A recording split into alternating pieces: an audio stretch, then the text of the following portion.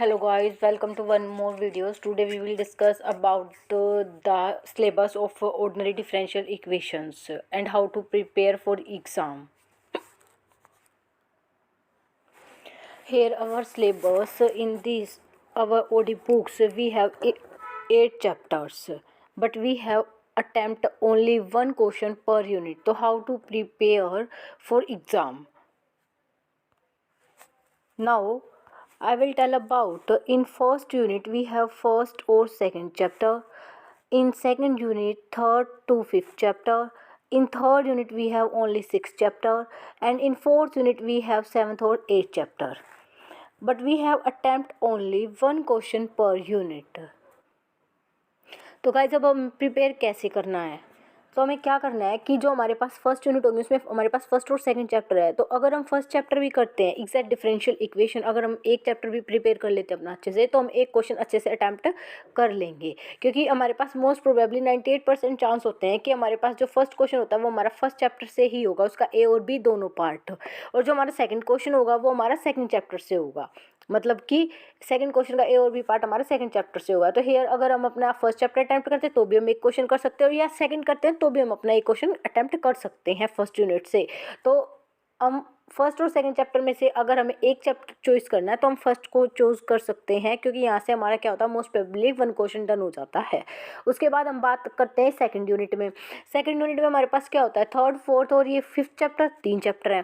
तो हमारे पास क्या होता है कि जो थर्ड चैप्टर से हमारे पास जो यूनिट 2 का फर्स्ट क्वेश्चन होता है उसका ए पार्ट होता है, और फिर यहाँ से हमारे पास क्या होता है, जैसे हमारे पास होते हैं ना कि यूनिट 2 से हमारे पास आ जाता है, जैसे यूनिट टू का ए पार्ट, फिर बी पार्ट ए क्वेश्चन का, फिर हमारे पास बात आएगी क्वेश्चन नंबर थर्ड के लिए, फिर हमारे पास क्वेश्चन नंबर फोर्थ में भी ए पार्ट और बी पार्ट, 2 पार्ट आएंगे। तो जो ये ए पार्ट होगा ये होगा हमारे पास थर्ड चैप्टर से, जो ये हमारे पास बी पार्ट होगा ये होगा हमारे पास फोर्थ चैप्टर से, और ये ए पार्ट होगा हमारे पास फोर्थ चैप्टर से, और ये हमारे पास होगा फिफ्थ चैप्टर से। तो मोस्ट प्रोबेबली यही चांस रहते हैं हमारे पास कि हम क्वेश्चन कैसे अटैम्प्ट कर सकते हैं हमारा।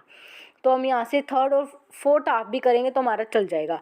तो इनमें से हम थर्ड फोर्थ चैप्टर भी कर सकते हैं, या फिर हम फोर्थ और फिफ्थ चैप्टर भी कर सकते हैं। Now we move on third unit. Third unit में हमारे पास एक सिक्स चैप्टर है।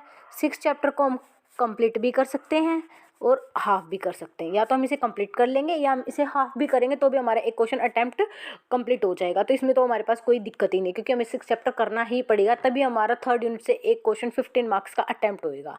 तो 15 मार्क्स हमारे चैप्टर 1 से हो गए, 15 हमारे हो गए चैप्टर 2 से। अब 15 थर्ड और फोर्थ से, और 15 मार्क्स हमारे से हो गए सिक्स, जो हमारी थर्ड यूनिट है वहाँ से। थर्ड यूनिट हमारे 15 मार्क्स का क्वेश्चन अटैम्प्ट करना हमें यहाँ से, तो हम अगर सिक्स हाफ भी करेंगे तो भी हमारे 15 मार्क्स का क्वेश्चन इजीली अटैम्प्ट हो जाता है, इसमें कोई दिक्कत वाली बात नहीं रहती है।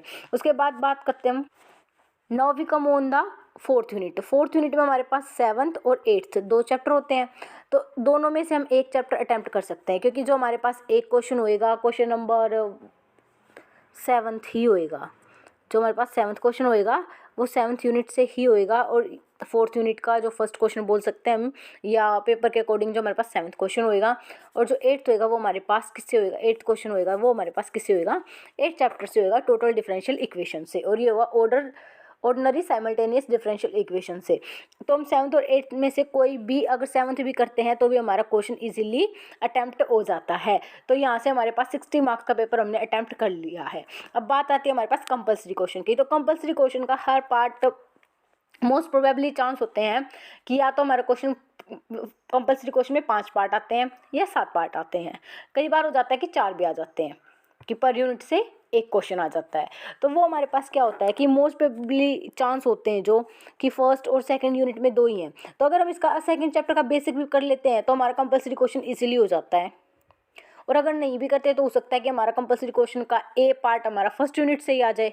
तो कंपलसरी क्वेश्चन में मोस्ट प्रोबेबली ये रहता है कि आप 15 में से 7 या 7.5 मार्क्स का क्वेश्चन अटैम्प्ट ईजिली कर लेते हैं। तो इससे आप इजीली बहुत अच्छा स्कोर कर सकते हैं और बहुत इजीली पास भी हो सकते हैं। Now in the last we can cover only first, third, fourth, sixth और 7th chapter. In these 5 chapter we can easily score the 60 plus marks in our exam. Thank you guys. Please like and subscribe my channel.